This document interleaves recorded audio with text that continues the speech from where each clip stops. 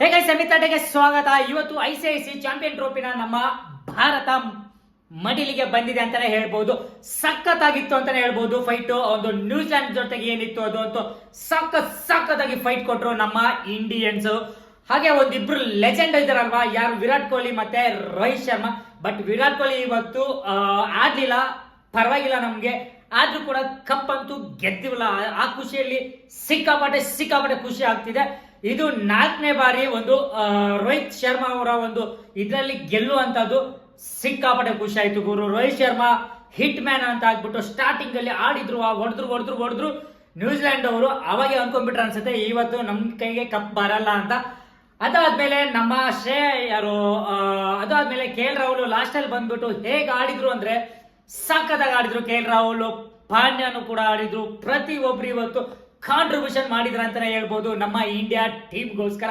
ವಿರಾಟ್ ಕೊಹ್ಲಿ ಮಾತ್ರ ಒಬ್ರು ಮಿಸ್ ಆದ್ರ ಅಂತಾನೆ ಹೇಳ್ಬೋದು. ಅವರು ಒಂದ್ ಸ್ವಲ್ಪ ರನ್ ಹೊಡೆದಿದ್ರೆ ಇನ್ನು ಸಖತ್ತಾಗಿ ಖುಷಿ ಆಗಿರ್ತಾ ಇತ್ತು ಅಂತಾನೆ ಹೇಳ್ಬೋದು.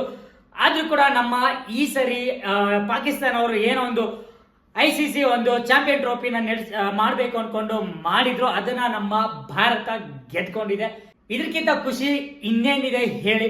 ಎಲ್ಲ ಕಡೆಗೂ ಕೂಡ ಭಾರತ ಇವಾಗ ಸಂಭ್ರಮಿಸ್ತದೆ ಅಂತಾನೆ ಹೇಳ್ಬೋದು. ನಮ್ಮ ಇವತ್ತು ಕ್ರಿಕೆಟ್ ಅಲ್ಲಿ ಚಾಂಪಿಯನ್ ಆಗಿ ಮೆರೆದಿರುವಂತಹ ನಮ್ಮ ಎಲ್ಲ ಪ್ಲೇಯರ್ಸ್ ಕೂಡ ಧನ್ಯವಾದಗಳನ್ನ ಹೇಳಕ್ ಇಷ್ಟಪಡ್ತೀನಿ. ಸಖತ್ತಾಗಿತ್ತು ಅಂತ ಹೇಳ್ಬೋದು. ರೋಚಕವಾಗಿ ಲಾಸ್ಟ್ ವರ್ಗೂ ಕೂಡ ಸಖತ್ತಾಗಿ ತಗೊಂಡು ಹೋದ್ರು ಅಂತಾನೆ ಹೇಳ್ಬೋದು.